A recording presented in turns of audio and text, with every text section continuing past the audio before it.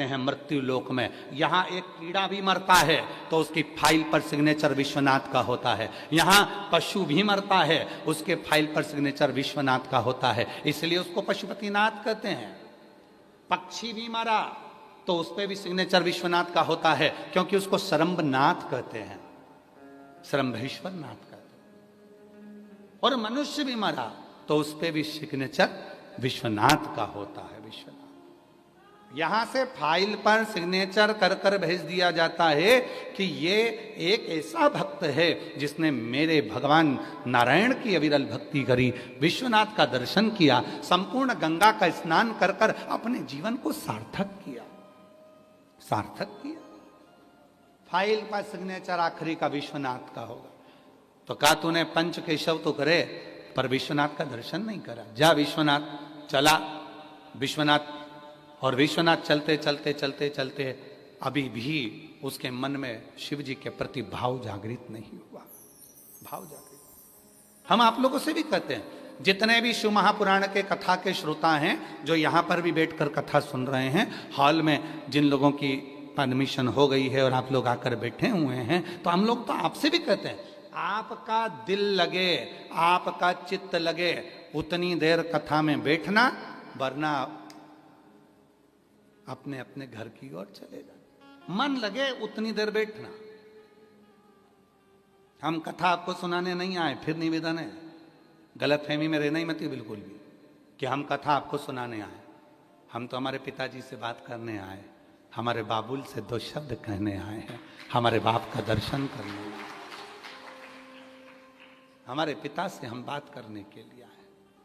हमारा विश्वनाथ बाबा जगत का भरण पोषण करने वाले से हम कुछ कहने आए, कुछ कहने,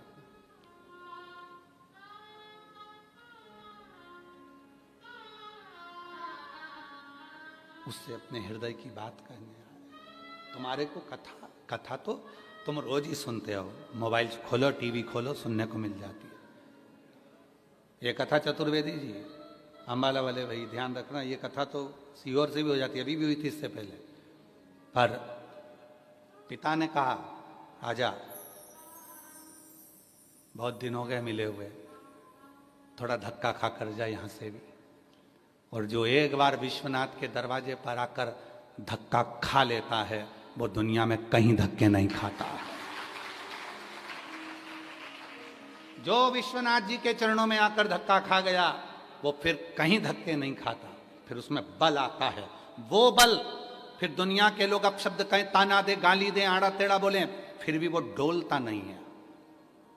और वो बल देखिए माननीय प्रधानमंत्री जी में, विश्वनाथ जी की पवित्र धरा में, वो बल देखिए उत्तर प्रदेश सरकार के माननीय मुख्यमंत्री जी योगी जी में। विश्वनाथ जब लगता है इनको कि अब मुझे बल की जरूरत है, वो दौड़कर विश्वनाथ के चरणों में आ जाते हैं और बल लेकर चले जाते हैं। यहाँ बल मिलता है, एनर्जी अलग से, पावर है। सबसे बड़ा वो कहते हैं ना, बिजली का सबसे बड़ा टावर वहां लगा हुआ है, बिजली का वहां टावर लगा हुआ है, पर हम तो कहते हैं शिव भक्तों का सबसे बड़ा टावर ही विश्वनाथ है, शिव भक्तों का सबसे बड़ा टावर है। इसलिए शायद स्कंद पुराण में लिखा 5 बार काशी काशी काशी काशी काशी काशी कह दो। भले काशी नहीं गए, भले शिव जी को एक लोटा जल नहीं चढ़ाया, भले शंकर जी के मंदिर नहीं गए, भले बेलपत्री नहीं चढ़ाई, भले तुमने अभिषेक नहीं करा, भले सावन में कावड़ नहीं चढ़ाई, पर 5 बार काशी काशी काशी काशी काशी 5 बार बोलने वाले को स्वयं देव अधिदेव महादेव नंदी लेकर आते हैं और लेकर जाते हैं।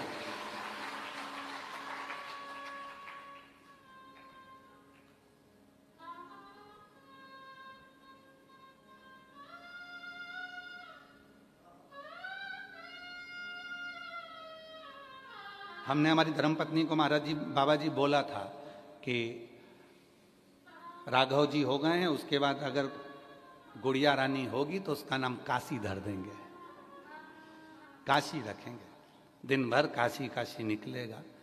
पर भोलेनाथ जी को पसंद ही नहीं था, तो राघव के बाद माधव को भेज दिया। तो हमने तो सोचा था कि काशी नाम रख देंगे। और आज भी बाबा जी नियम है हमारा, आप सीओर होकर आए हैं हम अगर सीहोर में हैं और अगर कोई माता जी ने बाहर आकर कह दिया कि जाकर गुरु जी से कह दो काशी बाई आई है, कोई भी हो बोले, किसी भी कोई भी हो, हम उससे मिले बिगड़ रहते नहीं हैं, हम उसको मिलते जरूर। अब जितने आस्था चैनल पर सुन रहे हैं, तुम ये मत बोलकर जरा झूठा नाम मत लेना हो। तुम नहीं तो वकील साहब बहुत सारे नहीं तो झूठा नाम लेते रहे कि हमारा नाम ही काशी है, आईडी देख लेंगे हो काशी। कोई कह दे हम काशी भाई हैं, गुरु जी से जाकर कह दो कि महाराज हम आए। बाबा जी, एक काशी बाई की हमको एक कथा याद आ रही है। अमरावती में एक काशी बाई नाम की एक स्त्री रहती थी, बहुत बुजुर्ग थी। अगर बन सकेगा तो हमारे पास में अगर पूर्व के फोटो होंगे तो हम किसी ना किसी कथा में उस काशी बाई का फोटो जरूर दिखाएंगे। बाबा जी, उसके पास में एक इतनी बड़ी डब्बी थी, उस डब्बी में कपड़ा लगा था, उसके अंदर एक इतना बड़ा गणेश था। गणेश जी बस इतने बड़े, पीतल के थे, इतने बड़े गणेश। बस एक कंगूरा देख लो, इससे भी आधा गणेश, इतना बड़ा गणेश जी था। शिव जी की इतनी उपासक थी, उससे बात करते तो हमेशा, और आज भी जितने लोग अमरावती वाले कथा सुन रहे होंगे, जितने महाराष्ट्र के अमरावती वाले कथा सुन रहे होंगे, अमरावती में दादी सती के मंदिर से 12 घर छोड़कर वो काशीबाई रहती। जितने अमरावती वाले कथा सुन रहे हैं ध्यान रखना। और मंगरूल पीरवारी नारायणी मासी उनको साथ लेकर चलती थी। उसमें कमला मासी और नारायणी मासी, ये 2 महिलाएं ऐसी थी जो कथाएं तीर्थों में कराती थी, वो साथ चलती। इतने छोटे से गणेश जी लेकर चलती। शिव जी कभी साथ लेकर नहीं जाते थे। उससे पूछो कि काशी भाई तुम शंकर जी साथ लेकर नहीं चलती, गणेश जी लेकर चलती? तो क्या जहां औलाद वहां बाप, जहां औलाद वहां पिता। बच्चों पर माँ बाप की बहुत निगाह रहती है। और सत्यता है, अगर तुम्हारा बच्चा बाहर खेल रहा है ना, तो मम्मी बार बार सिर पे पल्लू लेके बड़े डिजाइन में बड़े ध्यान रखती है, कहाँ गया कहाँ गया, और ध्यान रखती रहेगी, तिरछी निगाह से देखती रहेगी, काम करती रहेगी। माँ घर में भी अगर बच्चा कुछ कर रहा है तो तिरछी निगाह से देखती रहेगी, रसोई में से झांक कर देखती रहेगी, कपड़े धोते धोते ही कभी कभी उसको भी धोयाती है, कपड़ा धो रही है, और कभी कभी उसमें ज़्यादा मस्ती करती। ध्यान है पूरा कि वो कहाँ है मेरा बच्चा, कहाँ मेरा बेटा। पिता का भी ध्यान रहता है। लोग कहते हैं पिताजी दुकान पे रहते हैं, ऑफिस में रहते हैं, पर ध्यान पूरा रहता है। तो काशी बाई बोलती थी, बेटा है ना, बाप की दृष्टि है। और सुनो महाराज, आज कहती हूँ मेरी कोई औलाद नहीं है, मेरा पति भी नहीं है, बाल काल में मैं बाल विधवा हूँ, वो मर गया था, तो मैं अकेली हूँ। पर विश्वास से कहती हूं, मैं जब मरूंगी ना तो मुझे लेने के लिए स्वयं विश्वनाथ गणेश जी को ही भेजेंगे। बाबा जी, अगर अमरावती के और महाराष्ट्र के लोग कथा सुन रहे होंगे तो वो काशी बाई को याद करना, जितने महाराष्ट्र के लोग हैं। जब वो अपने कमरे में मरी, किसी को मालूम नहीं पड़ा कि वो मर गई, किसी को सूचना नहीं मिली कि मर गई। 4-5 दिन में जब शरीर में से गंध आने लगी, तब पड़ोसियों ने कहा ऐसा लगता है काशी बाई मर गए। गंध इतनी तेज थी कि शरीर को कोई हाथ लगाने को तैयार नहीं था। तभी सामने से एक महावत हाथी को लेकर आ रहा था। उसने कहा दरवाजा भी मैं ही खोल दूंगा और बुढ़िया को उठाकर शमशान तक भी मैं ही छोड़ दूंगा। लोगों की बारात हाथी से निकलती है, वो काशी बाई को सूंड में भरकर स्वयं गजानन हाथी उसको शमशान तक लेकर गया। और जब तक उसका अंतिम संस्कार नहीं हुआ, वो हाथी भी वहीं खड़ा रहा। लोग कहते हैं निगाह रखिए, निगाह से देखिए, निगाह से देखिए। विश्वनाथ की पवित्र भूमि से कथा सुन रहे हो, जितने भी सोशल मीडिया से, जितने आस्था चैनल पर, जितने मीडिया के माध्यम से, यूट्यूब फेसबुक के माध्यम से और आस्था चैनल के माध्यम से कथा सुन रहे हो, अगर विश्वास पक्का है, आहूं में असर होगा, घर बैठे बुला लेंगे, तुम रूठे रहो भोले, हम तुम्हें मना लेंगे। तुम कहते हो भोले हमें काशी प्यारी है, तुम कहते हो भोले हमें काशी प्यारी है। एक बार तो आ जाओ काशी ही बना देंगे, एक बार तो आ जाओ काशी ही बना देंगे। तुम रूठे रहो भोले हम तुम्हें बोलो बोलो मना लें। तुम कहते हो भोले हमें गंगा प्यारी है, तुम कहते हो भोले हमें गंगा प्यारी है। अरे एक बार तो आ जाओ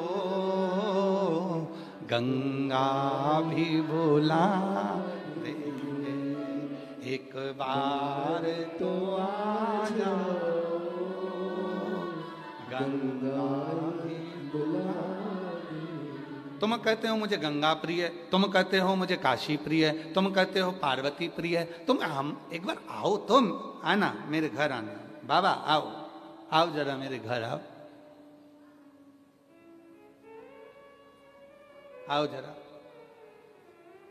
अब तुम्हारे यहाँ की काशी की तो एक कथा फेमस है कचौड़ी वाले की। रामा कचौड़ी वाला शिव जी के मंदिर में जाता था, कभी कचौड़ी नहीं ले जाता था, ना बेलपत्र ले जाता था, ना जल ले जाता था। वो रामा कचौड़ी वाला सीधे भोलेनाथ के मंदिर में जाकर विश्वनाथ जी से कहता था, जिस दिन जम के भूख लगे तो मेरी दुकान पे आ जाना, 80 घाट के पास में इस जगह पे मेरी लक्कड़ की दुकान, लक्कड़ की मतलब ऐसी लकड़ी की बनी हुई दुकान थी, लक्कड़ की, रामा कचौड़ी वाला। जिस दिन तुम्हें भूख लगे मेरी कचौड़ी की दुकान पे आ जाना। अब इतनी बात तो वो रोज बोलता था। एक दिन क्या बोल गया, जिस दिन तुम्हें पार्वती जी भोजन नहीं दे तो अपनी दुकान है, जिस दिन पार्वती जी भोजन नहीं दे अपनी दुकान है। भूल मत जाना रामा कचौड़ी वाला तुम्हारा ही छोरा है। और सुनो, मेरा छोरा बैठा हो तब बिल्कुल मत आना, महाकंजूस है, मैं बैठूं तभी आना। एक दिन विश्वनाथ जी को बड़ी हंसी आई। अब भगवान शंकर बैठे बैठे हंस रहे, इतना पानी चढ़ रहा, सारी दुनिया के लोग जल चढ़ा रहे, बेलपत्री चढ़ा रहे, और चढ़ाए तो चढ़ाए, कोई कोई फिसल जाए तो वो भी चढ़ जाए बाबा पे। अब बाबा इतने, एक तो पूरे ढके हुए फूल से, पत्ती से, जल से चढ़ाए जा रहे, चढ़ाए जा रहे, और ऊपर से बाबा मुस्कुरा रहे। तो पार्वती जी के मन में आया कि बात समझ में नहीं आती, दिन भर इतने लोग इनके ऊपर जल चढ़ाते हैं, इतना फूल चढ़ाते, बेलपत्री चढ़ाती, पत्ती चढ़ाती, चिल्ला चिल्ला के कान दुखा देते, हर हर महादेव, विश्वनाथ जी की जय हो। इतनी तेज तेज लोग चिल्ला के आते हैं, कितना कितना टेंशन रहता होगा, और उसके बाद भी इतनी तेज तेज मुस्कुरा रहे हैं। इनके मुस्कुराने में कोई राज जरूर है। तो भगवान शंकर के पास उस दिन पार्वती जी, अन्नपूर्णा देवी खुद अन्नपूर्णा के मंदिर से निकली और भगवान के पास आके बैठ गई, और आके बोली, ये बताओ कि तुम्हारे मुस्कुराने का राज क्या। तो कि वो रामा कचौड़ी वाला के गया है, जब तुम्हारी पत्नी भोजन नहीं दे आ जाना। पार्वती जी बोली, तुमने मेरी बुराई सुन ली। अच्छा, माताओं को न जाने कहाँ अकल रहती है, बेचारी समझ में नहीं आता। अब वो अपनी बात कर रहा था, तुमने मेरी बुराई सुन ली, और तुमने मेरी बुराई कैसे सुन ली कि मैं तुमको भोजन नहीं दूंगी। अब तो आज तो तुमको भोजन हो जाता है। कभी कभी एक पत्नी अपने पति के साथ गार्डन में घूम रही थी, सामने से आ गया कुत्ता, पत्नी घबरा गई, कुत्ते को देख के पीछे हो गई, कुत्ता इसको घूरता हुआ और आगे आया, पत्नी और पीछे हुई। पति को लगा ये कुत्ता मेरी पत्नी को खा जाएगा, स्कूल का टिफिन कौन बनाएगा, मेरा टिफिन कौन बनाएगा, बच्चों को कौन स्कूल भेजेगा। कुत्ता मुझे काट खाए पर पत्नी को नहीं काटने दूंगा। जैसे ही कुत्ता लपक के आया, पति ने पत्नी को गोदी में ले लिया, कुत्ता भाग गया। पत्नी उतरते से बोली, तुम्हें शर्म नहीं आई? दुनिया के लोग कुत्ते को भगाने के लिए पत्थर उठाते हैं, तुमने मुझे उठा लिया। अब उसको कौन समझाए कि तेरे को इसलिए उठाया कि तुझे कुत्ता ना खा जाए, और समझाए कौन? अब भगवान तो बड़े प्रेम से बोल रहे थे कि वो कहकर गया है कि धर्म पत्नी जब भोजन नहीं दे तब मेरे यहाँ जाना। इतने में तो अन्नपूर्णा माता को गुस्सा आ गया, पार्वती जी को क्रोध आ गया। पार्वती जी बोली, मेरे लिए इतना बोल कर गया और तुम हंस रहे हो मेरे ऊपर? आज तो मैं भी भोजन नहीं बनाऊंगी, अब तुम जाओ रामा के। शिव जी ने सोचा मैं तो मौका ही ढूंढ रहा था, मौका ही ढूंढ रहा था। जिस समय पर धर्म पत्नी रजो धर्म से हो जाती है,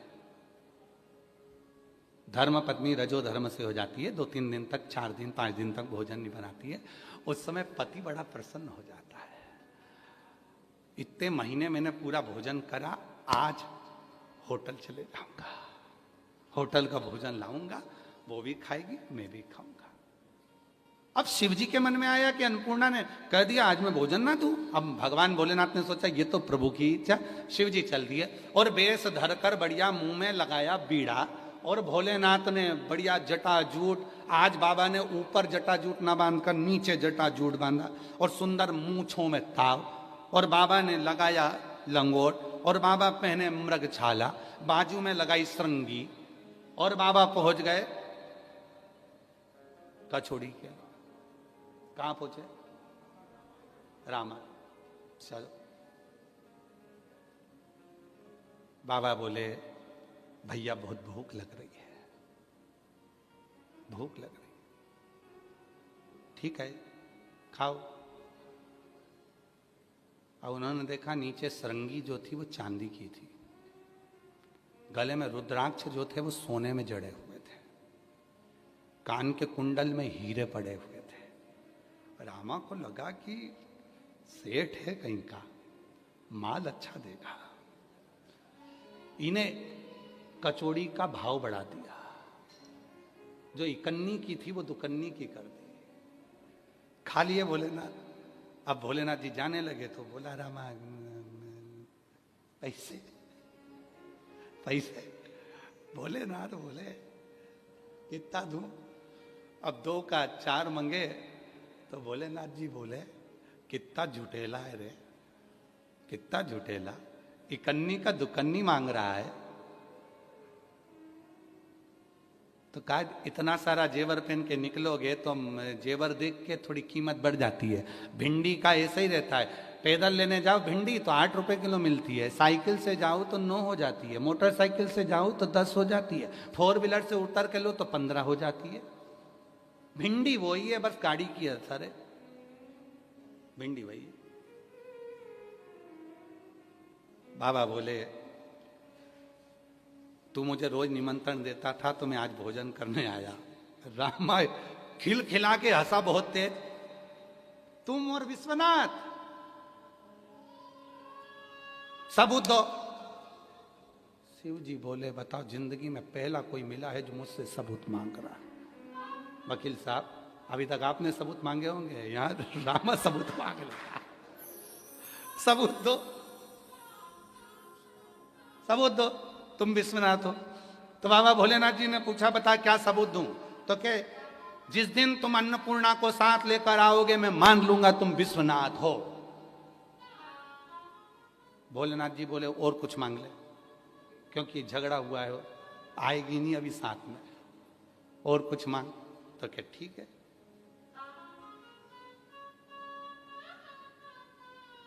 चंद्रमा को मस्तक पर रखकर आओ तब मानो। भोलेनाथ जी बोले, तेरे बस का नहीं है, और कुछ मांग ले।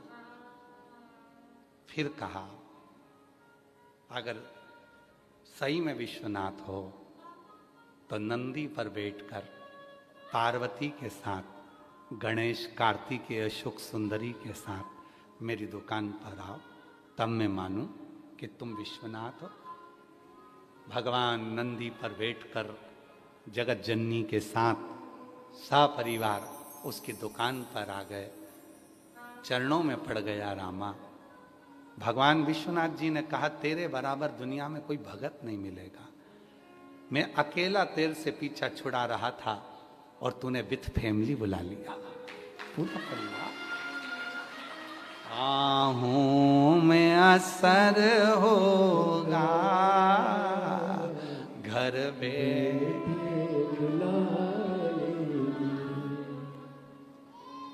तुम भले ना हो। सच्चा भक्त किसको कहते हैं? सच्चे भक्त की निशानी क्या है? शिव जी मिल जाते हैं, कह देता है अकेले दर्शन नहीं चाहिए, पार्वती जी को लेकर आओ। पार्वती जी में जाए तो सच्चा भगत कह देता है तुम दोनों के अकेले दर्शन नहीं चाहिए, बच्चों को क्यों छोड़ के आए, उनको भी लेके आओ। सच्चा भगत क्या कहता है? अगर भगत बच्चे भी आ गए तो कह देते हैं तो अकेले अकेले आयो, नारायण लक्ष्मी भी अगर आए तो अच्छा लगेगा, उनको भी लेकर आ। सच्चा भगत पीछे ही नहीं छोड़ता, फिर ब्रह्मा ब्रह्माणी को लाओ, इंद्र इंद्राणी को लाओ, सबको लेकर आ। उसे धन नहीं चाहिए, क्योंकि उसको मालूम है एक बार अगर विश्वनाथ मिल गए, एक बार शंकर मिल गए, तो उसके बाद लक्ष्मी भी होगी, नारायण भी होंगे, ब्रह्मा भी होंगी, ब्रह्माणी भी होंगी और वैभव भी होगा। सारी सिद्धियां मेरे पास में होगी, अष्ट सिद्धि नव निधि सब मेरे पास होगी। और नव निधि में एक निधि बड़ी प्रबल होती है महाराज। आप लोगों ने कथा में सुना होगा, हमने पहले वर्णन किया है। नव निधि में एक निधि बड़ी प्रबल होती है, जिसको कहते हैं नील निधि। कौन सी निधि है? नील निधि। महाराज, दुनिया के लोग भगवान से कहते हैं भगवान हमको अष्ट सिद्धि नव निधि दे दो।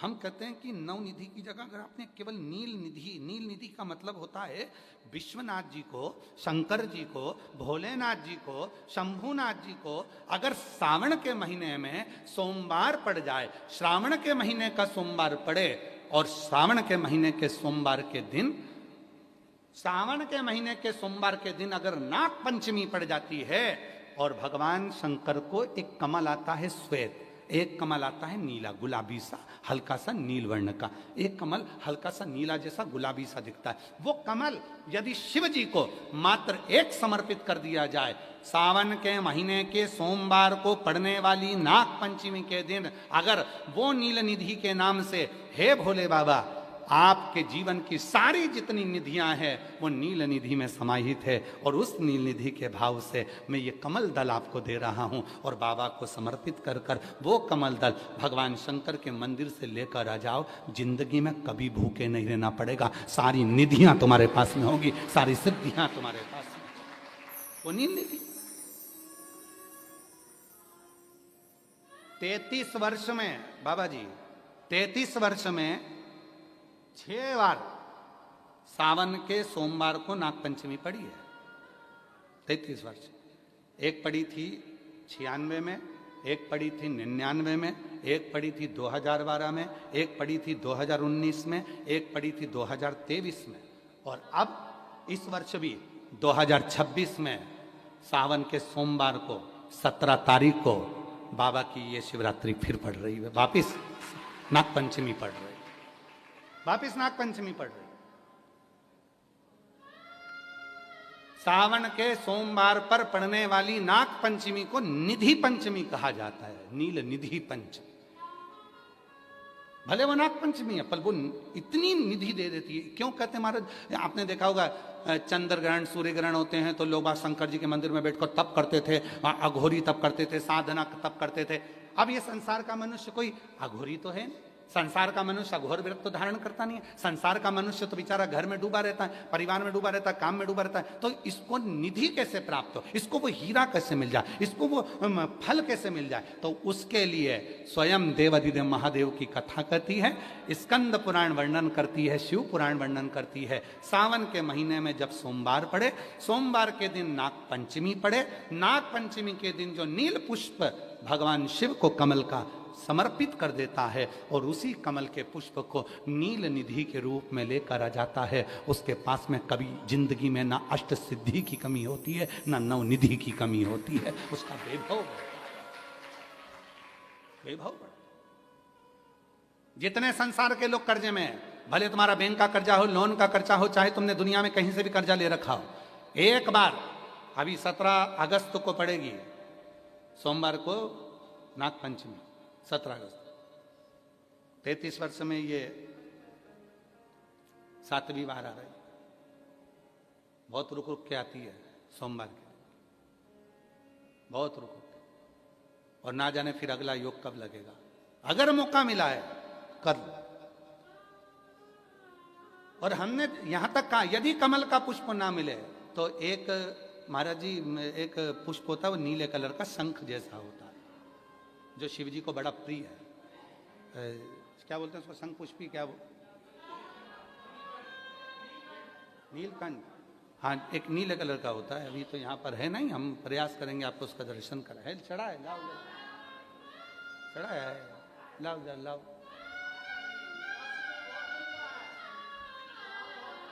अच्छा यहाँ मिलता है, अच्छा हाँ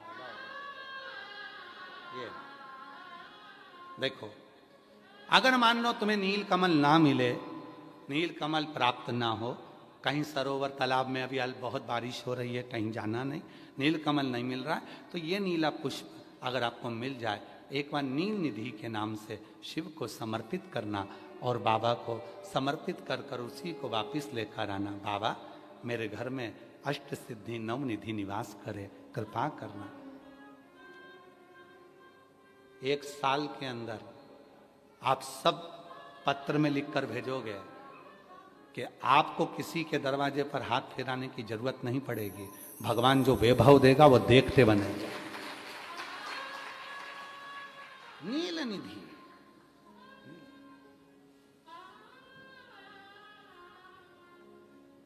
कौन सा दिन है बोलो जरा, सावन के, जम के बोलो जरा, जम के बोलो। सावन के सोमवार पर यदि नाग पंचमी पड़े तो फिर हमें ना तो तप करना है, ना साधना करना है, ना कोई उपवास, ना कोई। और एक और चीज बड़ी सुंदर लिखी है महाराज, नील निधि, ध्यान दीजिएगा। यदि डॉक्टर ने कह दिया तुम्हारे शरीर में कोई गठान है, बहुत बड़ा कोई रोग हो गया है, ये छूट नहीं रहा है, बहुत तकलीफ में पड़े हुए हो और मिट नहीं रहा, तब शिव जी के शिवलिंग पर एक दुर्वा, दुर्वा का मुख हो जलाधारी की ओर जहां से पानी बहता, बेलपत्री, बेलपत्री का डंडी का मुख हो जहां से जल बहता जलाधारी की ओर, और 2 छोटी छोटी कटोरियों में यदि सावन महीने के सोमवार की नाग पंचमी पर अगर दूध चढ़ाया जाता है और उसको दूध चढ़ी हुई बेलपत्री और दुर्वा दोनों को लेकर आया जाता है, दुर्वा सुबह के समय द्वितीय दिवस में, जिस दिन चढ़ाओगे उस दिन नहीं, द्वितीय दिवस में उसको सुबह सुबह चबाकर खा लीजिए, और बेलपत्री को जिस कक्ष में आप सोते हैं उस कक्ष में उसको रख लीजिए, कहीं पर भी हमेशा के लिए। जो शरीर का रोग है वो धीरे धीरे मिटेगा ही, और 4 से 6 महीने के अंदर बड़े से बड़ा रोग सारी रिपोर्टें नील आकर सामने खड़ी है। ये कोई साधारण नहीं है, सावन महीने का सोमवार उस दिन पड़ने वाली नाग पंचमी। आप सबको तो साधुता है, आपकी बार 17 अगस्त को पड़ रही है, और बाबा की कृपा से आपको ये कथा श्रवण करने को मिल गई नील निधि की। रोग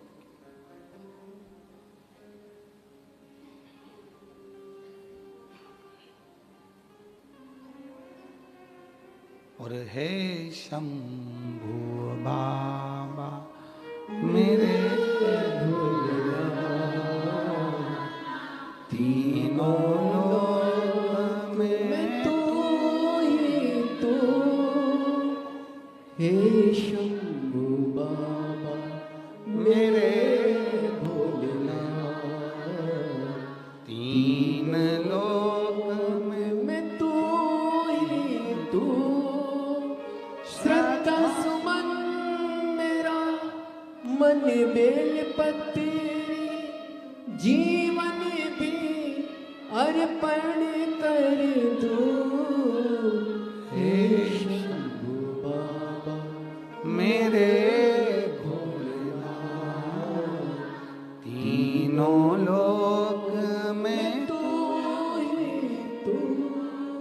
हर जगह पर वही है, कथा वही है।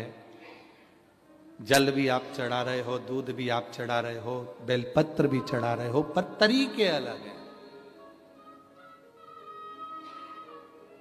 बाबा जी, कई लोग कहते हैं कि हम तो पहले भी जल चढ़ाते थे, हम तो पहले भी बेलपत्र चढ़ाते थे, आप लोग भी चढ़ाते थे पहले भी जल, पहले भी बेलपत्र चढ़ाते थे, पहले भी पूजन करते थे। तो अब ऐसा क्या होने लगा कि अब लोग जल चढ़ाते हैं, अब लोग बेलपत्र चढ़ाते हैं और उनकी मनोकामना पूरी हो जाती है? हमको तो लग रहा था ऑनलाइन कथा है, पत्र नहीं आएंगे, पर यहां भी लोग पत्र लिया है। मतलब बाबा देता तो है, शिव कृपा तो करता। तो पहले भी लोग जल चढ़ाते थे, पहले भी मंदिर जाते थे, फिर आज के जमाने में ऐसा लोग कहते हैं सीहोर वाले बाबा ने, पंडित प्रदीप मिश्रा जी ने ऐसा क्या कर दिया जो दुनिया के लोगों के काम होने लगे। हुआ कुछ नहीं।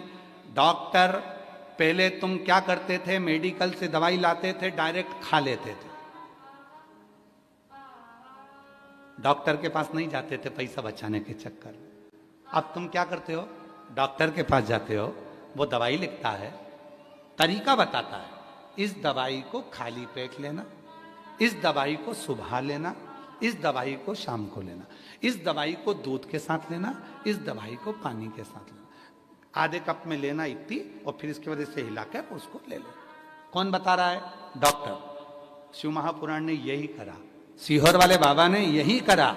शिव कथा में बेलपत्री सब चढ़ाते थे, जल सब चढ़ाते थे, पर उसको चढ़ाने का जो तरीका है, बस वो आपने अपनी जिंदगी में उतार लिया और उसका फल मिलना प्रारंभ हो गया, उसका फल मिलना।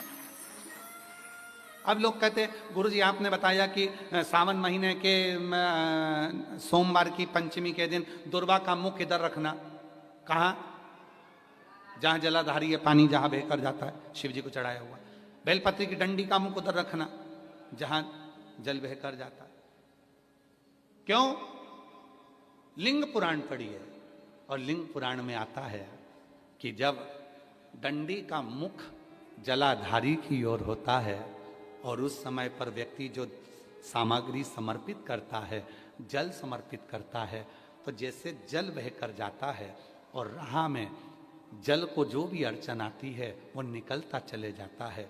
शिव जी के चढ़े हुए जल को जो मार्ग मिलता है, अगर डंडी का मुख जलाधारी की ओर कर कर हम जब जल या दूध चढ़ाते हैं, तो हमारी जिंदगी के भी सारे रोग और दुख समाप्त होना प्रारंभ हो जाए। तरीके 33 वर्ष में 6 बार आई है सावन के सोमवार को नागपंचमी।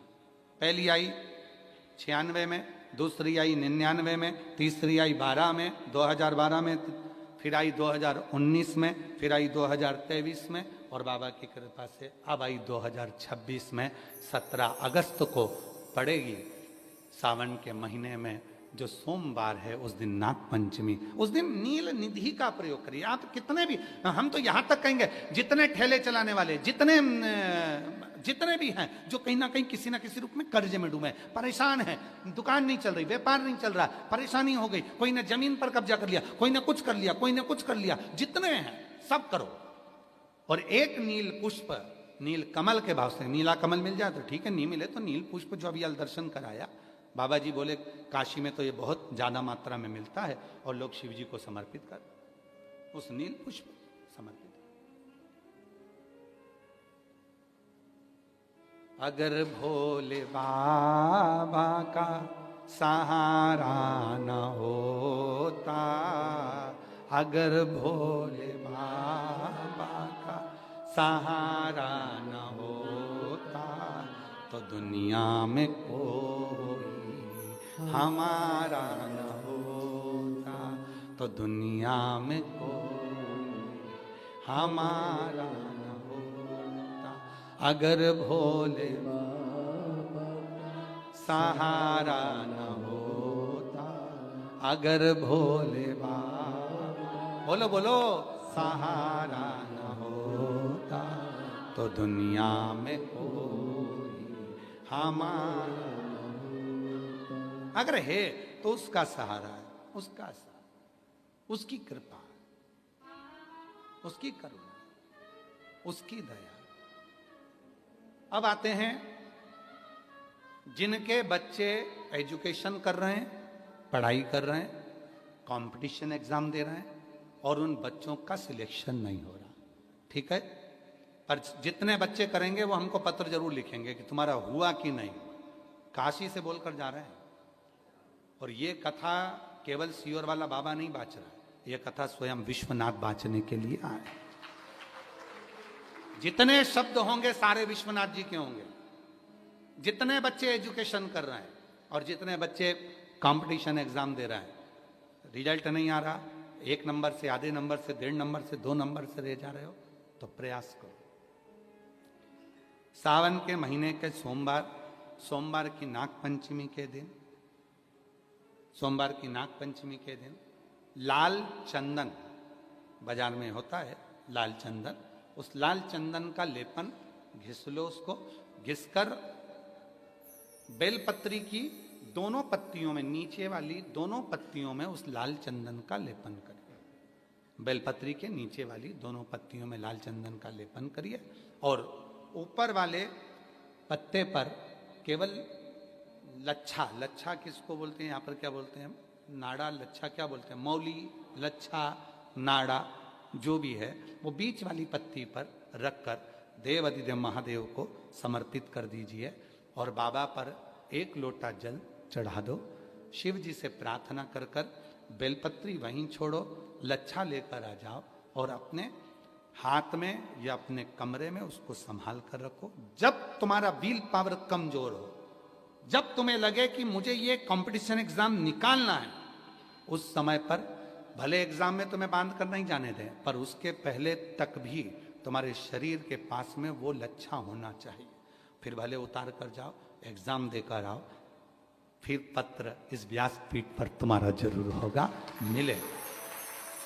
वो साधारण नहीं है। सावन के महीने के सोमवार को पड़ने वाली शिव नाग पंचमी को नील निधि पंचमी कहते हैं। उस नील निधि का मतलब है सारी सिद्धियां एक ही निधि में प्राप्त हो जाती है, एक ही।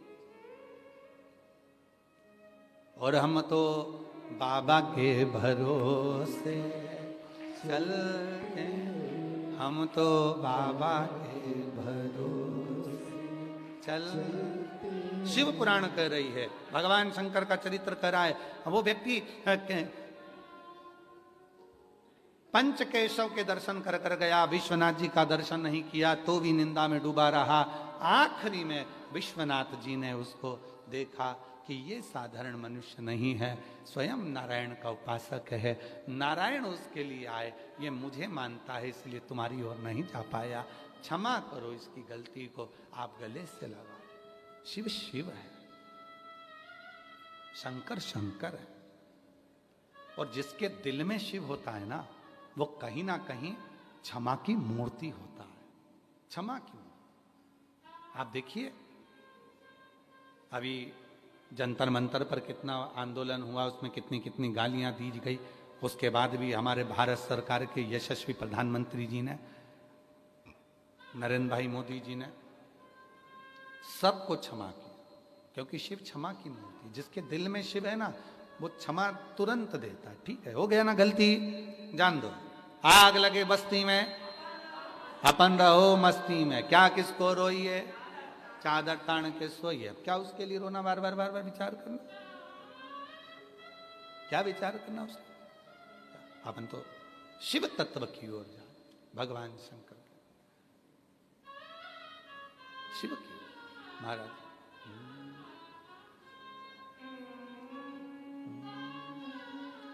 बुला लो काशी नगरी, ओ भोले बाबा, बुला लो काशी नगरी, ओ भोले बाबा, बुला लो काशी नगरी, ओ भोले बाबा, बुला लो काशी,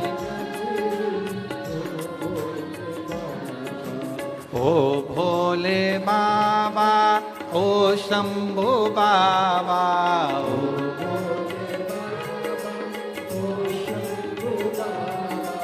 ओ भोले बाबा, ओ शंभू बाबा।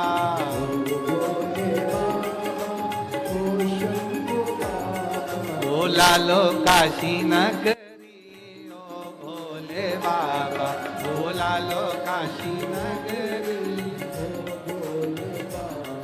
बोला लो काशी नगरी ओ भोले बाबा, बोला लो तेरी नगरी में गंगा बहत है,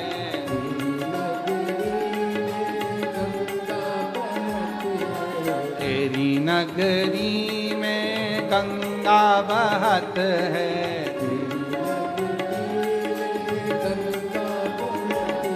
लगाऊं आके डुबकी ओ भोले बाबा, लगाऊं आके डुबकी ओ भोले बाबा, लगाऊं आके डुबकी ओ भोले बाबा, लगाऊं आके डुबकी ओ भोले बाबा।